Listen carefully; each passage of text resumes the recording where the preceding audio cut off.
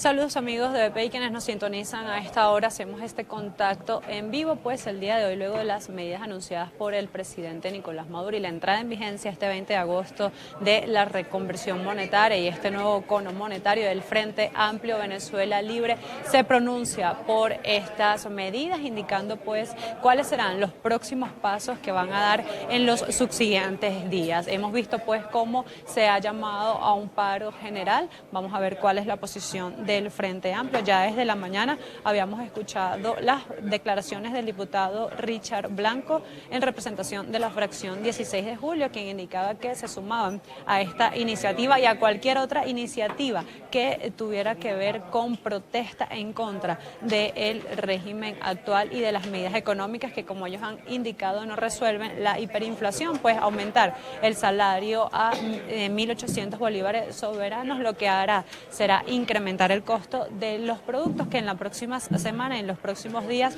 se verá pues arropado nuevamente por la hiperinflación. En esta rueda de prensa del Frente Amplio se esperan pues las declaraciones del diputado José Guerra y también representantes de movimientos sindicales y de la Central de Trabajadores Venezolanos. Ellos se van a pronunciar, como ya lo indicábamos, por estas nuevas medidas económicas y por el llamado a paro. También está previsto que en algunos minutos Fede Cámaras se pronuncie también con su presidente Carlos Larrazábal sobre estas medidas y se espera que también tengan una posición con respecto al paro o huelga que ha sido convocada por Andrés Velázquez. En los recorridos que nosotros hemos realizado por la ciudad de Caracas desde muy temprano hemos evidenciado pues la confusión de las personas, la confusión con respecto a este nuevo cono monetario y la poca afluencia de vehículos, la poca cantidad de comercios abiertos, la poca cantidad de actividad económica en la ciudad capital y por supuesto todas las transacciones paralizadas debido a que desde la mañana los bancos comenzaron nuevamente a operar con regularidad las transacciones electrónicas. Vimos comercios abiertos como grandes cadenas que estaban recibiendo ya a los usuarios con los puntos de venta que estaban siendo pues puestos en marcha. Ya progresivamente los bancos han ido habilitando sus plataformas. Vamos a escuchar a José Guerra, diputado de la Asamblea Nacional.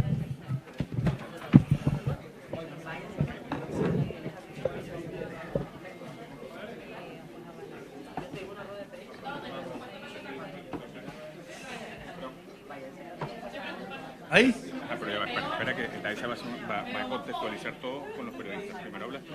Sí. Solo los impactos del alcance. Sí, ¿qué hago? ¿Pero comienza ya de una vez? Sí, comienzas tú. Pero ella lo va a contextualizar. ¿Cómo contextualizar? Ella va a decir bienvenido, periodista, te va a decir esto, tal. Ela. ¿En vivo? ¿Para qué? Sí. Pero no, pero falta acá. El micrófono está prendido. Aquí, este. Pero, yo necesito ese micrófono que está en el medio tuyo, pues tengo que hacer el anuncio.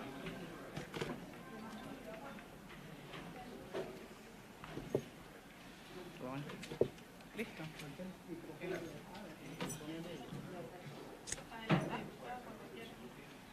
Pero dale, Laisa, que están esperando.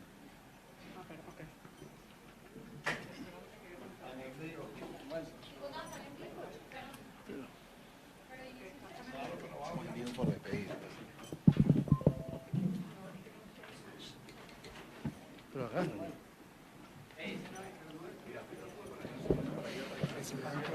Todos quieren que se les vea el logo. ¿Aquí está bien? Aquí mismo.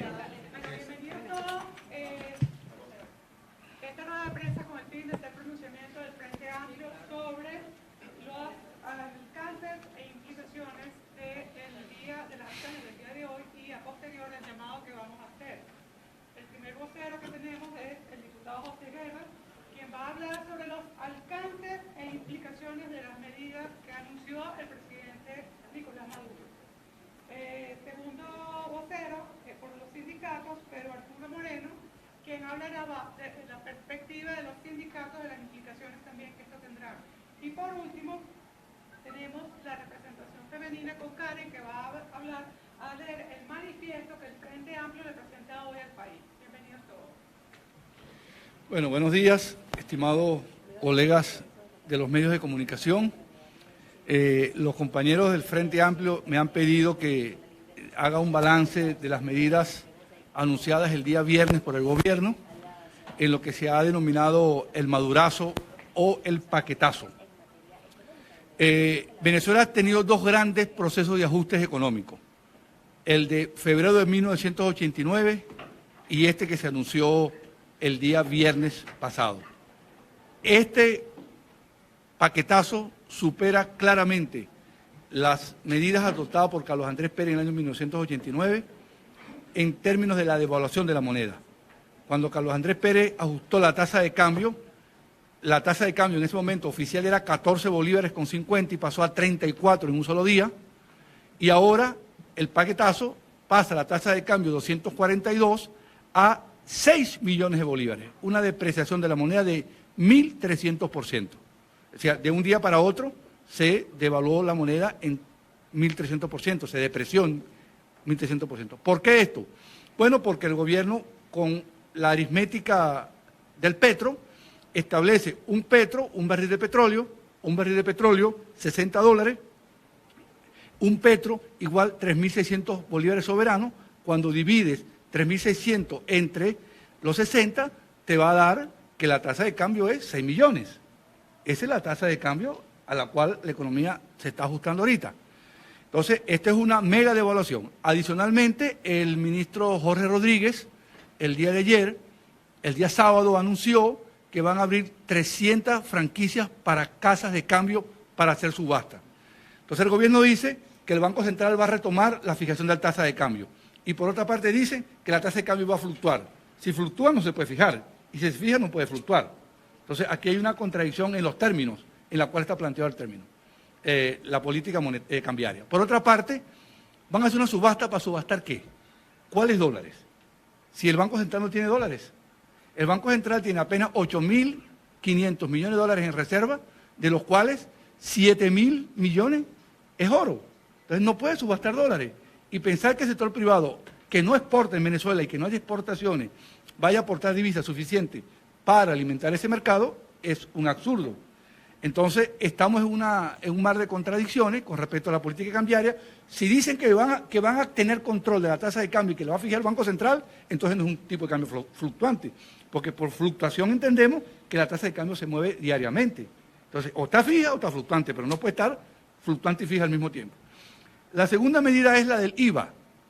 Se aumenta la tasa del IVA 4 puntos porcentuales y pasa de 12 a 16% el IVA. Obviamente esto tiene un primer impacto inflacionario porque ese se refleja rápidamente en el precio del bien. Entonces ahí tenemos un segundo factor que le añade costo a la hiperinflación. Entonces un gobierno que está recurriendo a este tipo de impuestos cuando más bien en muchas partes la tasa del IVA se ha puesto una tasa más baja porque bueno, la economía se ha estabilizado, la recaudación es suficiente. Aquí se quiere ponerle una tasa impositiva a una economía deprimida. O sea, una economía que está deprimida, cuya base de tributación son los salarios y las compras han caído, usted le va a poner un impuesto para que las compras caigan más de lo que ya han caído en estos últimos años. La tercera medida es el impuesto a las grandes transacciones financieras, que es una tasa que va para los grandes contribuyentes entre 0 y 2 puntos. Bueno, ¿cuáles son los grandes contribuyentes en el país? Porque recordemos algo que ustedes deben tener en cuenta. La recaudación del CENIA está en el suelo. El CENIA no está recaudando plata, está recaudando bolívares sin poder de compra. Ellos publican que están recaudando 400.000, 500.000 millones, pero millones que son de papel, o sea, eso no tiene poder de compra. Entonces, la recaudación de impuestos ha venido cayendo por la recesión de la economía y por la hiperinflación. Entonces, colocar una tasa de 2% a las grandes transacciones financieras es realmente sin ningún sentido. La otra medida, la cuarta medida, es una medida de mucho impacto, que es el incremento de 6.000% en los salarios nominales. Hay que diferenciar lo que es el salario nominal, que son los billetes que tú recibes, y el salario real, que son el poder de compra de esos billetes. Ya ayer, el sábado y el domingo, esa plata ya se disolvió parcialmente, porque el aumento fue muy agresivo en los precios en anticipación a las medidas. Ahora, Saquemos esta cuenta. El gobierno tiene 3 millones de empleados en la administración central. Tiene 3 millones de pensionados. Y hay como unos 600.000, 700.000 empleados en las alcaldías y municipalidades. O sea, la nómina pública es casi 7 millones de empleados. Y tú vas a saltar de 5 millones, que era el salario mínimo más ticket, a 180 millones, la pregunta que surge es, ¿cómo los pago? ¿De dónde saco la plata? Un gobierno que los 2 días antes le había dicho a los enfermeros que no podía pagarle el incremento salarial porque no tenía plata. Y de la noche a la mañana multiplica prácticamente por 360 el aumento del costo de nómina pública, 360 veces, y entonces ahora, ¿de dónde saca la plata?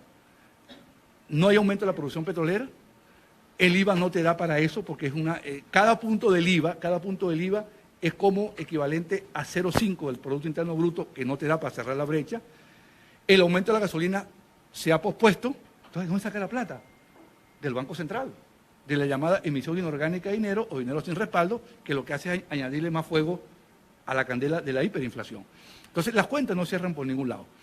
Y la otra medida es el tema del aumento de la gasolina.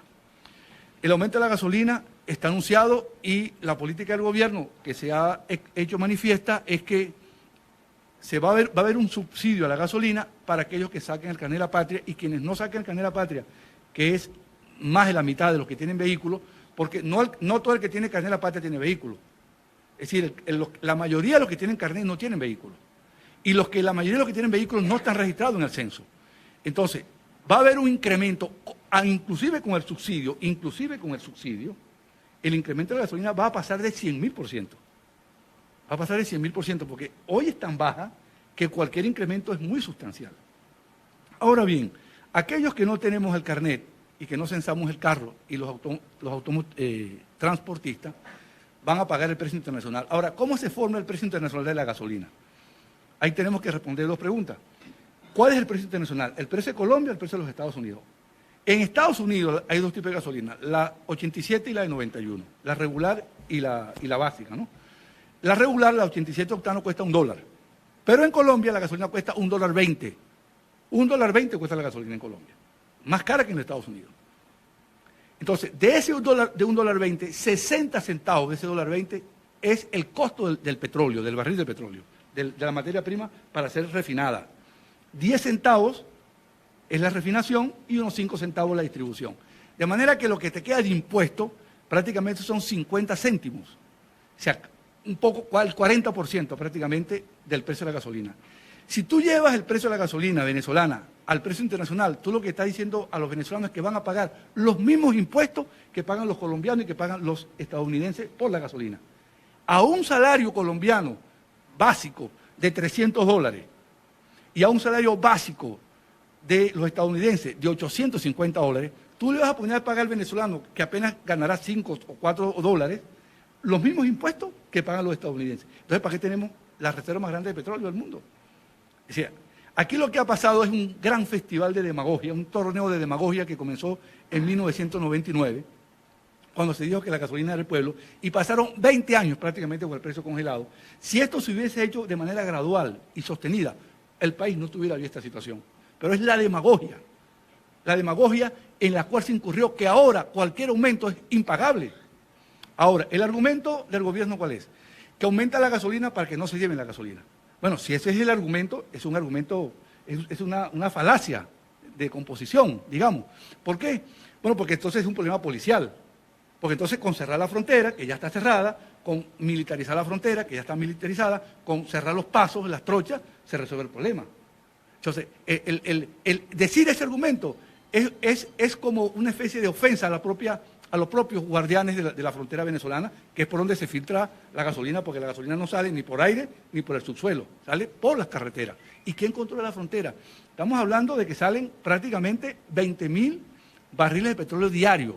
¿Y eso sale cómo? ¿En la cartera, en inyectadora, en el bolsillo? ¿Cómo sale eso? Bueno, sale en grandes unidades de transporte que tienen los mecanismos para burlar los puestos de vigilancia. ¿Y quién vigila la frontera? Entonces, ese no es el argumento. El argumento para aumentar la gasolina es fiscal.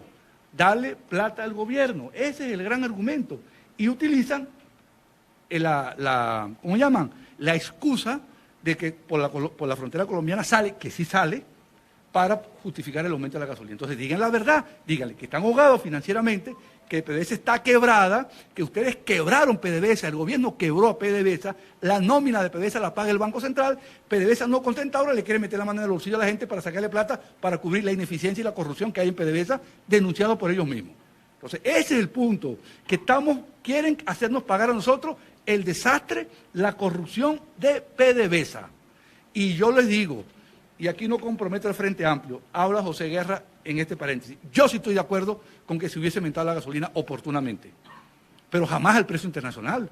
Porque el día que nosotros tengamos los salarios internacionales, el día que nosotros ganemos salarios mínimos de $450, nosotros podemos pagar la gasolina al precio internacional. Entonces, ¿para qué tenemos la reserva más grande de petróleo del mundo si no la podemos pagar? Y finalmente el gobierno anunció una meta de déficit fiscal cero. Déficit fiscal cero no tiene nadie en el mundo. Nadie. Cuando se firmó el Tratado de la Unión Europea, que es el tratado económico más perfecto que ha hecho la humanidad hasta ahorita, para poner de acuerdo a 12 países, cada uno hablaba una lengua distinta, cada uno tenía una moneda distinta, cada uno tenía un régimen de gobierno distinto, y se pusieron de acuerdo. El acuerdo de Maastricht, se llama Maastricht en honor a la ciudad holandesa donde se firmó el acuerdo, estableció que el déficit fiscal admisible para los países era de 3%. 3% de déficit, no es superávit, de déficit. Y Venezuela, que tiene un déficit fiscal, en los 20 años que lleva el gobierno del chavismo-madurismo, en los 20 años, en 18 años ha habido déficit fiscal. Y quieren pasar de un déficit fiscal ahorita de 16 puntos del PIB a un equilibrio de cero déficit. O suben mucho los impuestos, con lo cual la gente no va a tener con qué comer, o contrae mucho el gasto. Porque el déficit, ¿qué es? La diferencia entre lo que gasta y lo que te ingresa. ¿Y cómo logro esa magia? ¿Cómo logro esa contabilidad básica entre lo que gasto y lo que ingresa? Disminuir 15 puntos de déficit fiscal es imposible. Es imposible. Tiene que ser una economía en crecimiento, que crezca mucho para generar los ingresos. Una economía que aumente la exportación petrolera. Una economía que genere ingresos de forma dinámica, con financiamiento, para que esa política de equilibrio fiscal no recaiga sobre el ciudadano, porque cada vez que en Europa hablan de equilibrio fiscal, el ciudadano tiembla, porque es más impuestos y menos gastos. Entonces, aquí no hay manera de reducir el gasto. El gasto está en el suelo. Y la parte impositiva, los impuestos, es muy difícil en una economía contraída que está en depresión económica. Esto no es una recesión, es una depresión. La economía ha perdido en 5 años la mitad de su tamaño. ¿Cómo le vas a sacar tu impuesto a una economía que está deprimida? ¿Cuánto le puedes sacar? ¿Cuánto puedes extraer de impuestos? Nada. Entonces, esta meta es totalmente irrealista. Estos asesores ecuatorianos que están proponiendo estas cosas no saben de lo que están hablando, porque, entre otras cosas, en Ecuador no había política económica, porque Ecuador estaba dolarizado. La política económica de Ecuador la decidían en los Estados Unidos, la Reserva Federal de los Estados Unidos, porque Ecuador no podía imprimir dólares, no podía subir las tasas de interés, no podía manipular tasas de cambio, entonces estaba en manos de los Estados Unidos. Entonces, estos que no saben hacer política económica vienen para acá a plantear un absurdo absoluto, que es llevar el déficit a cero y, bueno, meterle al país esta mega devaluación. ¿A dónde va a parar esto?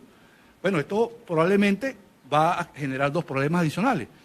Va a exacerbar la hiperinflación, claro, porque la estamos viendo, y probablemente va a reaparecer otro fenómeno, que es el fenómeno de la escasez. ¿Por qué? Porque ya el gobierno anunció el precio máximo. El precio máximo entre el público, compañero, no existe en ninguna parte del mundo. ¿Por qué? No existe porque no ha funcionado, es una forma de control de precios. Entonces tú estás devaluando en 1.300%, estás aumentando los salarios en 6.000% que no sabes cómo lo vas a pagar, vas a poner la moneda a fluctuar y vas a controlar los precios. ¿Y cómo cierra esa ecuación de aumento de costo y precio fijo? Bueno, yo también quiero productos baratos. ¿Cómo es posible eso?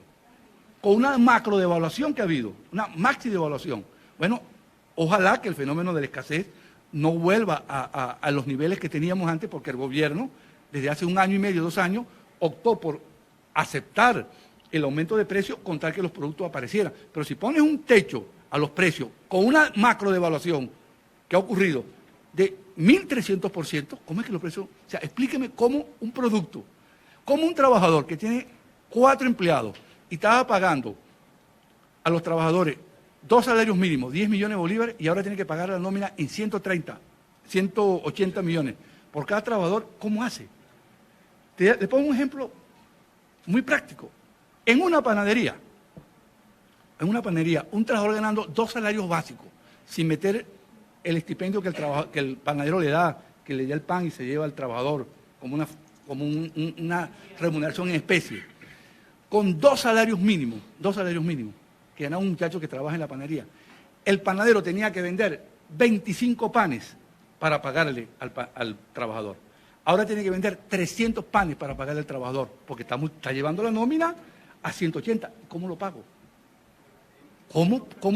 ¿A quién le vendo yo esa cantidad de panes y a qué precio lo vendo para poderle pagar al panadero? Son cuentas, aquí no hay que ser un genio de la economía, esas son cosas prácticas que se debe enfrentar el pequeño y mediano. Y ahora el gobierno entonces se va a hacer de la nómina pública, de la nómina del sector privado. Primero, ¿cómo define una empresa pequeña? ¿La que tenga 20? ¿La que tenga 25? Por ejemplo, una empresa pequeña que tenga 20 trabajadores es pequeña y la que tiene 21 no es pequeña. Es un solo trabajador que hace la diferencia. Segundo, esa empresa pequeña puede ser pequeña, pero puede ser muy poderosa en los ingresos. Una empresa de computación pequeña, por ejemplo, factura mucho más que cualquier empresa manufacturera pequeña. Entonces, el criterio para definir lo que es pequeño y lo que es grande es muy difuso. ¿Y cuántos trabajadores son? Entonces, tienes ahora la nómina de los 3 millones de trabajadores activos del Estado, los 3 millones de pensionados, el casi millón de las alcaldías y las gobernaciones, y ahora te vas a meter por lo menos 500.000 más de pequeños y medianas empresas que le vas a pagar. ¿Con qué dinero? Entonces, esto es lo que puede desembocar, y nadie quiere esto, es un proceso de aceleración de la inflación, que ya lo estamos viendo. Hoy los precios ayer están desatados, ¿verdad? Y yo quiero ver esa subasta de dólares, cómo va a abrir ese mercado, porque Jorge Rodríguez dijo algo que tiene sentido, y es que no va a haber mercado paralelo. Pero la condición para que no haya un mercado paralelo del dólar es que tú puedas comprar todos los dólares que quieras y tú puedas vender todos los dólares que quiero. Porque si yo voy a comprar $2 y estoy dispuesto a pagar 10 millones y no hay dólares, entonces lo compro a alguien que esté dispuesto a venderlo más caro. Entonces el mercado paralelo surgiría si el gobierno no hace que sea flexible totalmente el mercado, y ahí yo tengo dudas de pasar de un extremo, de extremado control a una flotación total del tipo de cambio. Eso yo no lo he visto. Los 2 únicos países en América Latina que tienen un sistema de flotación cambiaria más o menos pura, donde la moneda fluctúa de acuerdo con el mercado, son 2, México y Perú. Todos los demás bancos centrales, todos, el de Chile, el de Colombia, el de Uruguay, todos intervienen en el mercado porque tienen pulmón, tienen cartera, tienen reservas para meterle al mercado cuando la volatilidad. Cuando Trump anunció que iba a construir el muro, el peso mexicano se vino al suelo. ¿Qué hizo el Banco de México? Que no interviene, intervino para soportar la coyuntura adversa, el terremoto que significó esto, y estabilizó la tasa de cambio. Pero México exporta 300.000 millones de dólares en productos no petroleros. Y el Banco Central tenía 250.000 millones de dólares en reserva para apoyar la moneda. Con 1.500 millones de dólares en efectivo, ¿tú puedes aguantar el terremoto de los venezolanos abalanzados sobre los dólares ahorita? Entonces, esto hay que pensarlo bien, y si vamos a un esquema de flotación, que lo digan, y después no se asusten cuando empiezan a ver la tasa de cambio. Después no se asusten cuando empiezan a ver la tasa de cambio subiendo. ¿La van a publicar? ¿La tasa de cambio oficial? ¿Cuándo se abren las franquicias para los operadores cambiarios? Y una pregunta, ¿y qué dólares van a vender esos operadores cambiarios? En efectivo, ¿dónde salen los dólares? Tiene que darle al Banco Central, pero el Banco Central no tiene dólares. Entonces son un conjunto de interrogantes, y yo cierro diciendo que esto crea más dudas que las certezas que habían antes, y la cuenta, desafortunadamente, compañeros, la van a pagar los trabajadores venezolanos, que van a ver esos 180 millones de bolívares vueltos sal y agua en un lapso muy corto. Aquí lo que está planteado es un cambio de modelo económico y político, con grandes reformas de alto alcance en materia macroeconómica, una gran reforma fiscal para equilibrar el fisco y reestructurar la deuda externa que hoy no se puede pagar. Nos metieron en una deuda impagable. Estamos gastando más o gastamos más en deuda hasta el año pasado que gastamos en salud y educación juntos. Gran reforma fiscal. Gran reforma monetaria. El Banco Central no puede emitir dinero de la nada. Reforma petrolera, que la PDVSA produzca más con inversión privada e inversión pública. Que esas reservas que están en el suelo se extraigan y el país vuelva a producir 3 millones de barriles de petróleo. ¿Verdad? Y una reforma institucional para que este gobierno deje que la gente trabaje, que no estén persiguiendo tanto, buscando por todos lados obstaculizar, que la gente la dejen trabajar, ¿verdad? Y otra cosa, van a subir el precio de la gasolina a precios internacionales y le van a seguir mandando a Cuba 50.000 barriles de petróleo diario, subsidiado. Entonces, subsidio para Cuba y los venezolanos van a pagar precio internacional. Muchas gracias.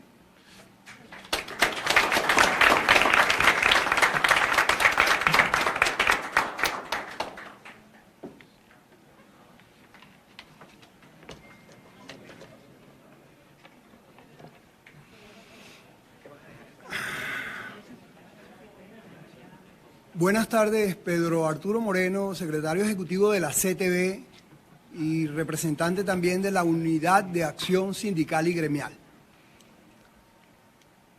Creo que el gobierno está jugando de nuevo con la incertidumbre y con las dudas.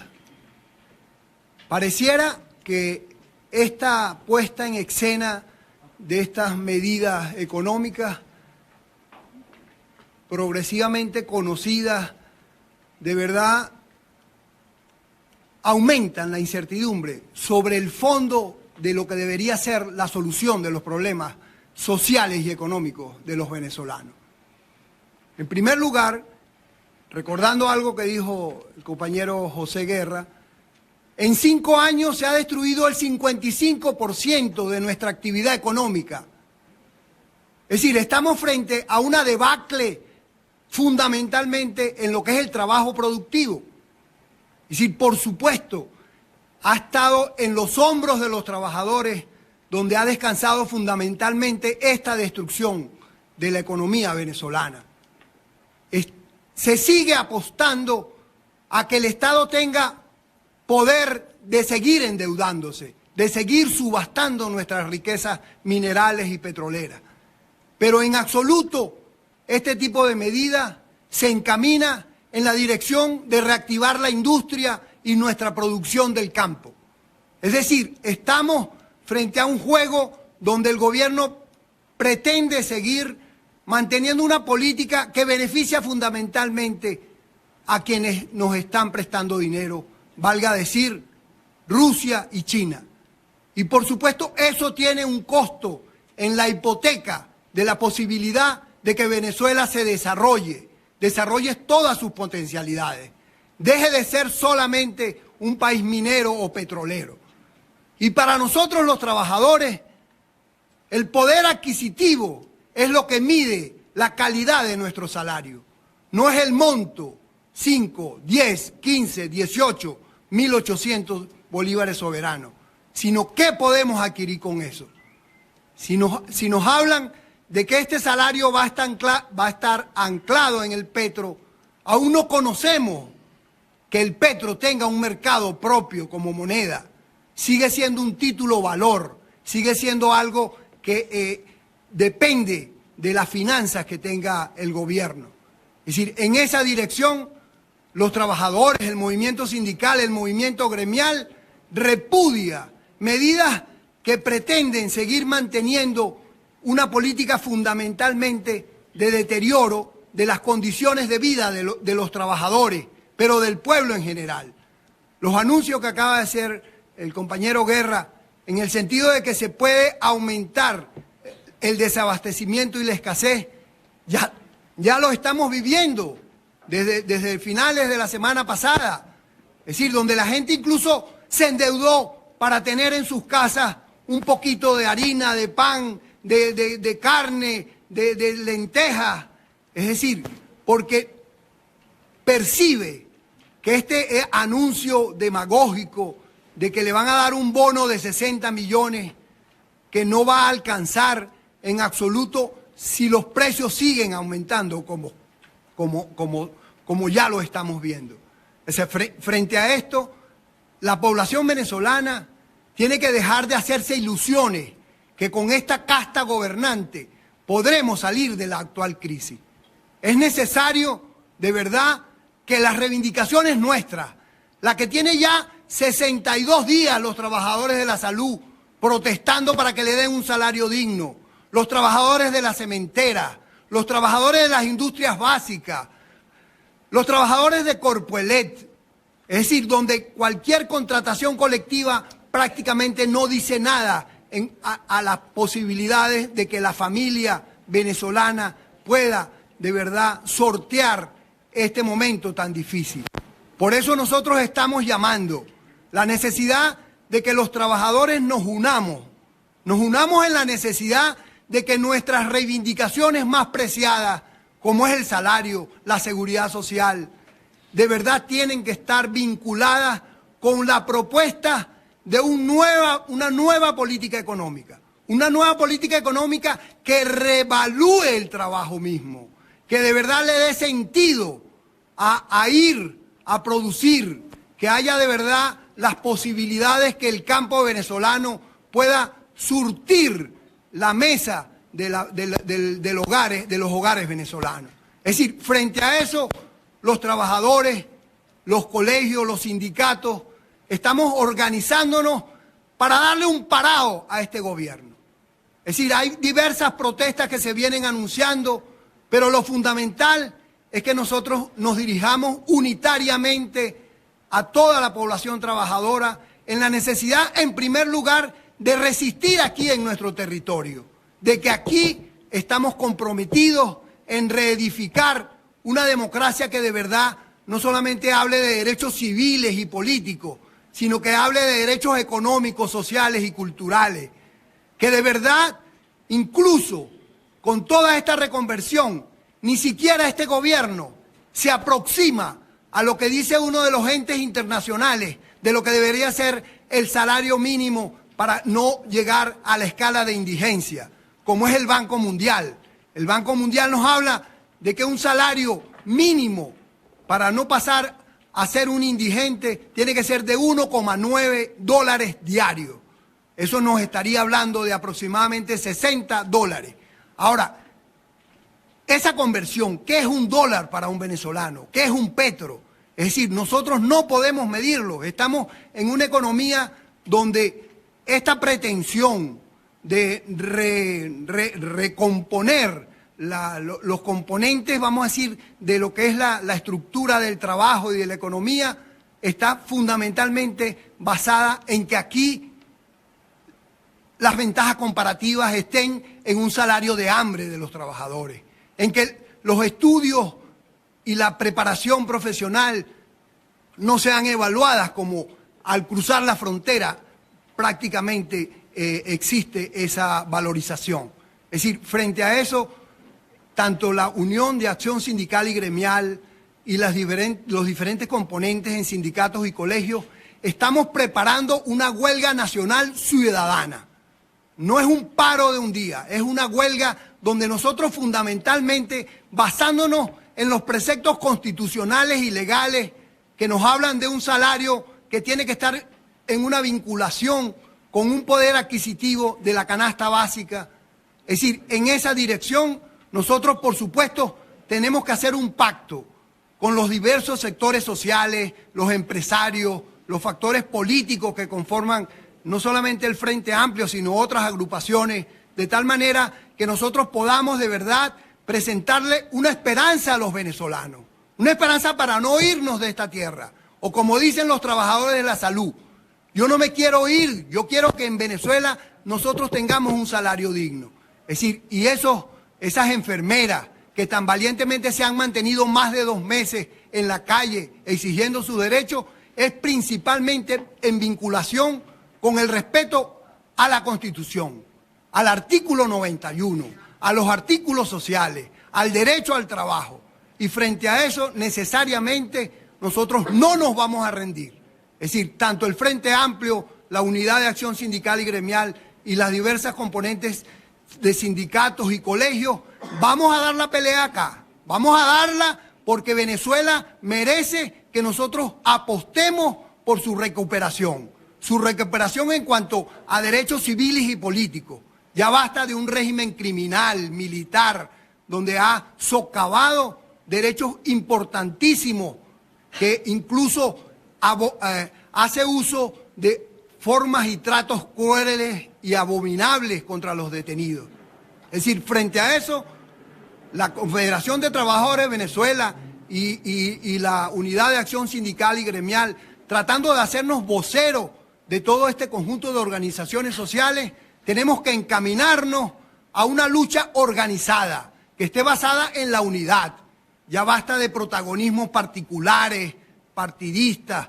Es el pueblo venezolano que va a hacerle frente a este régimen y de verdad vamos a reconstruir en función de una esperanza de desarrollo, de democracia, de crecimiento, de verdad asentado en la suma de la mayor felicidad y bienestar para toda la familia venezolana. ¿Están preparando algún tipo de protesta?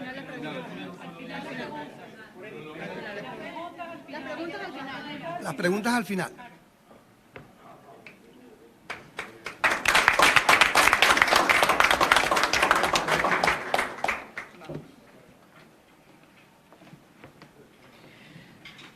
Buenos días. Karen Quintero, para esta oportunidad me corresponde ser la vocera de los diversos factores políticos que conforman el Frente Amplio Venezuela Libre. Y a continuación voy a dar lectura al comunicado del Frente Amplio Venezuela Libre. Desde la conformación de esta plataforma hemos tenido la convicción de que la protesta no violenta y constitucional debe ser revigorizada y retomada, y que acciones en este marco servirán de punto de encuentro entre los sectores de la sociedad, el pueblo y los partidos políticos para motorizar en Venezuela el rescate de la democracia y la libertad. Consideramos y hemos venido anunciando desde hace semanas que la huelga nacional constituye una acción ideal para el logro de los objetivos de este frente. Por ser en esencia cívico, pacífico, capaz de manifestar el descontento que existe en cada rincón del país sobre las políticas de sometimiento de la dictadura y de la crisis social que aqueja a todos los venezolanos. Siendo coherentes con nuestra política de calle desde el inicio, declaramos que toda iniciativa, cualquiera sea su origen, que sirva a los fines de defendernos de la dictadura y lograr la salida del régimen, debe ser respaldado y apoyado por todos los integrantes de esta instancia.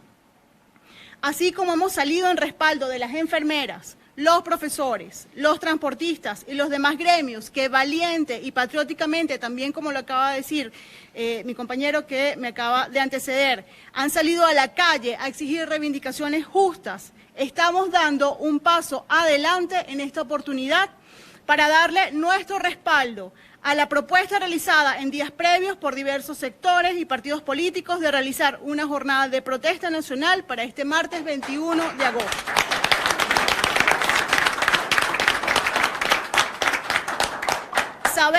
Sabemos que el paquete hambriador que Nicolás Maduro quiere imponernos tendrá dramáticas consecuencias en su afán de oxigenarse y aferrarse más al poder.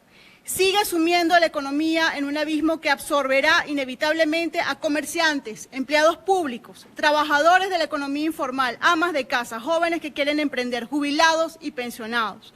Y demuestra una vez más que a la dictadura no le importa el bienestar de la población, sino que quiere continuar metiendo la mano en el bolsillo a cada uno de los venezolanos, que cada vez debe luchar más para poder subsistir. El tiempo transcurre y es la vida de millones de venezolanos la que está en peligro. Ante esta realidad reafirmamos que nuestra decisión es luchar, defendernos contra esto y avanzar.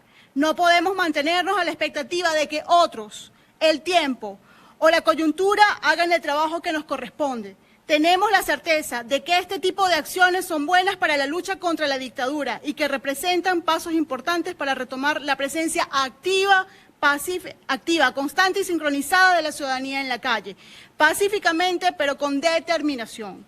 Asimismo, esperamos que sea de utilidad para unificar cada vez más a los sectores y organizaciones que hagan vida en lo civil y en lo político en función de lograr el cambio democrático definitivo. Anunciamos también que en los próximos días Estaremos realizando una gira nacional para ir directamente hacia los ciudadanos, continuar con las consultas del Comité de Conflicto que se está conformando, que viene con mucha fuerza conformándose, y asumir la importante tarea de explicarle a la mayor cantidad de venezolanos la vía hacia la huelga nacional.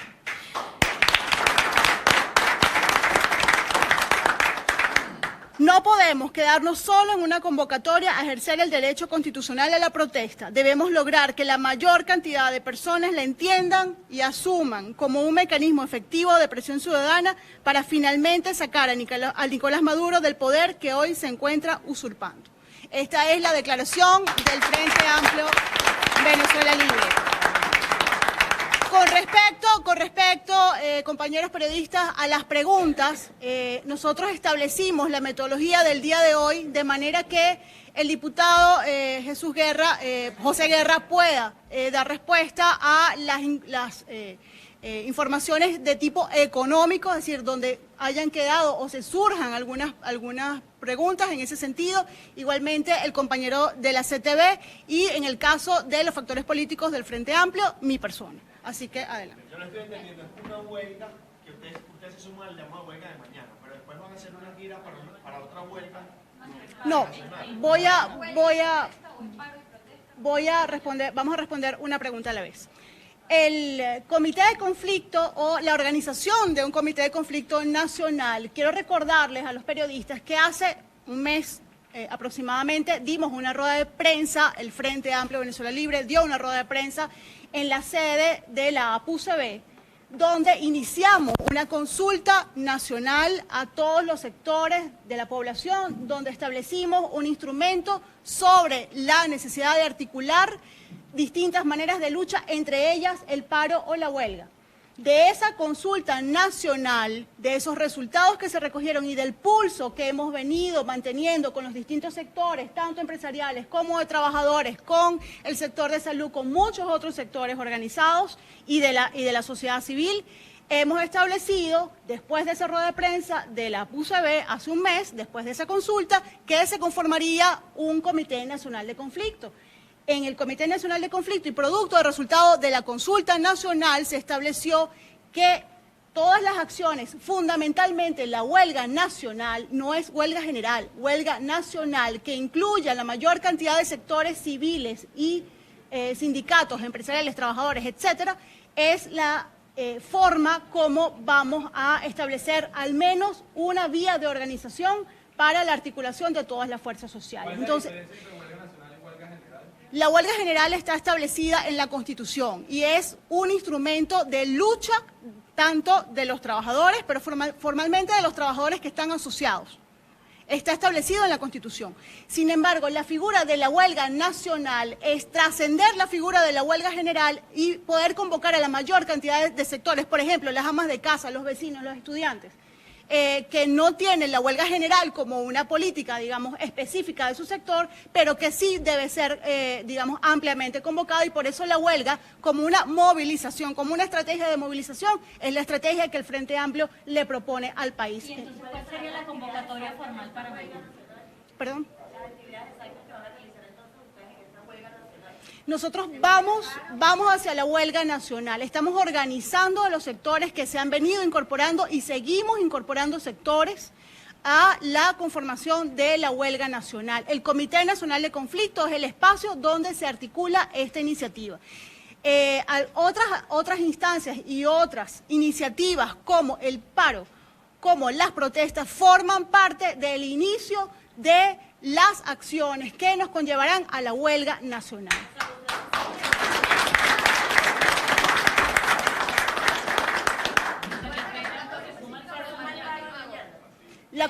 La convocatoria específica para el martes 21 de agosto lo dejaron claro los voceros de los partidos políticos que hicieron una... Voy a aclarar. La convocatoria la hicieron los partidos políticos, Primero Justicia, Voluntad Popular y Causa R, y los ICOPEI, y los remitimos a los voceros de ellos. Nosotros, como Frente Amplio, acompañamos la posibilidad de que la protesta, el paro y la protesta sean parte de las acciones que conlleven a la huelga nacional. En ese sentido, apoyamos la actividad de mañana. Apoyamos la actividad de mañana.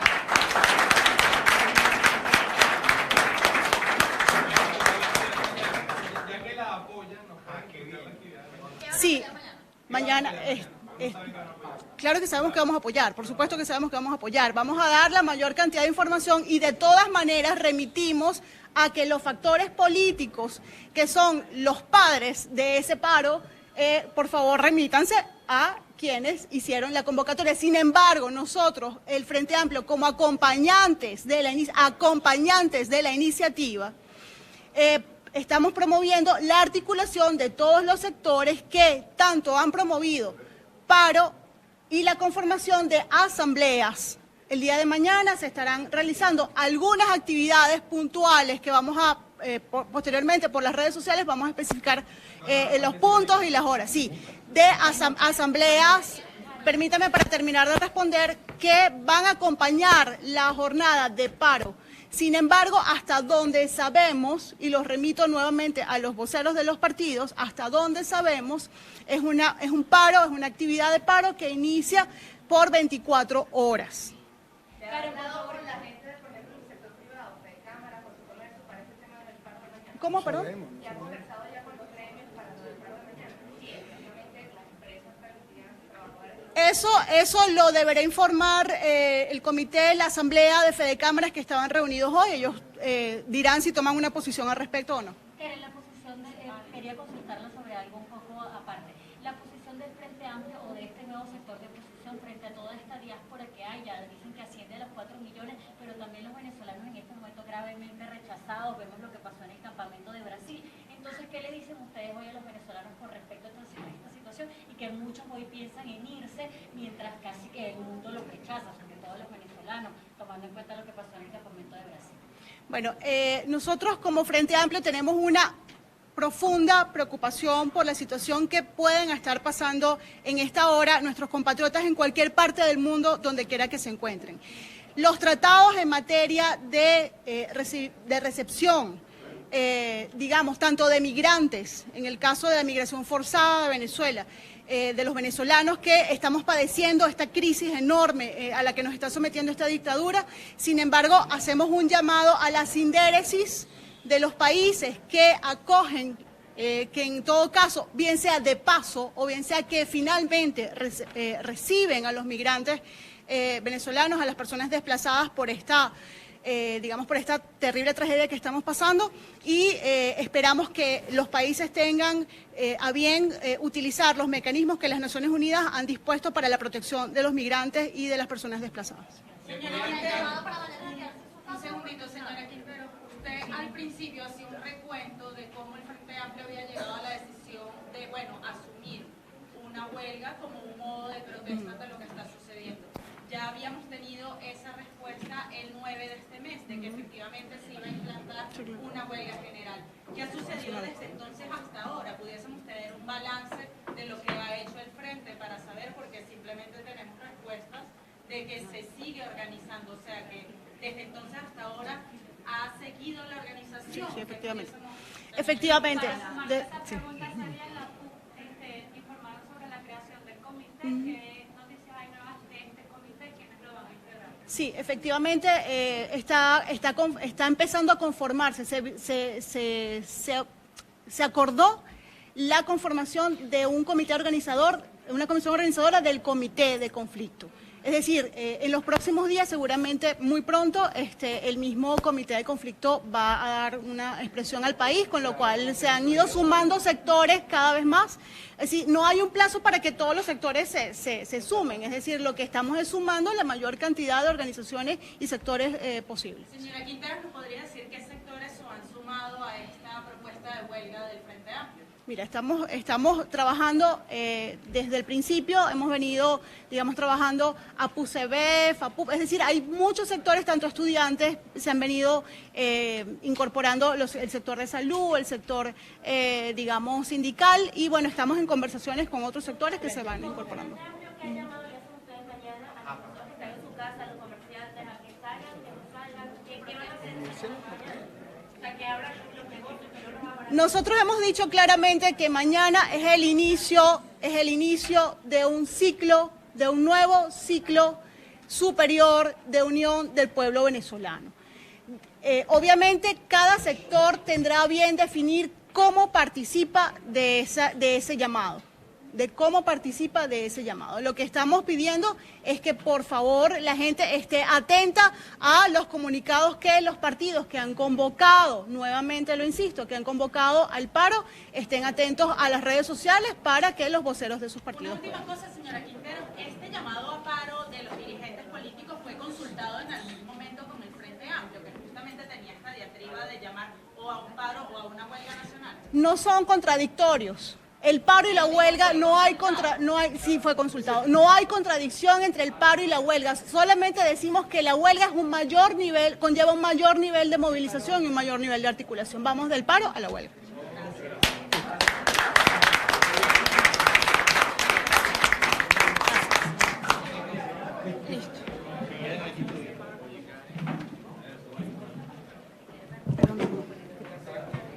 Bien, eran las declaraciones el día de hoy de los representantes del Frente Amplio, quienes pues han indicado que se suman a esta convocatoria el día de mañana de los partidos Causa R, Primero Justicia y Voluntad Popular de un paro por unas 24 horas. Ellos aseguran pues que se sumarán a todas las acciones que encaucen la protesta nacional y que ellos como Frente Amplio están trabajando para una huelga nacional que pueda permitir pues restablecer la situación en el país y que permita que todas las voces sean escuchadas en forma de protesta contra lo que está ocurriendo. También veíamos declaraciones del diputado José Guerra, quien se pronunciaba por los anuncios económicos del gobierno nacional que, según él, solo van a acelerar la hiperinflación en el país debido a que no se tomaron las medidas correctas. Al igual que sobre el precio de la gasolina, él indica que es imposible que los venezolanos puedan pagar un precio internacional cuando sus salarios están por debajo de la media de los otros países. Desde Caracas, Venezuela, Ana Rodríguez Brazón para BPI TV. Esta transmisión es una presentación de Salvador Peluquería. Visítanos en Maracaibo, Ciudad Ojeda, Acarigua, Santa Bárbara del Zulia, Paraguaná, Panamá, República Dominicana, Miami, Curazao y próximamente en Italia. Only for Men. Centro San Ignacio, Nivel Blandín, Caracas. K-Export. Envíos de carga aérea y marítima. Deja todo en nuestras manos. Estamos ubicados en la 8200 Noroeste, 30 Terras, Doral, Miami.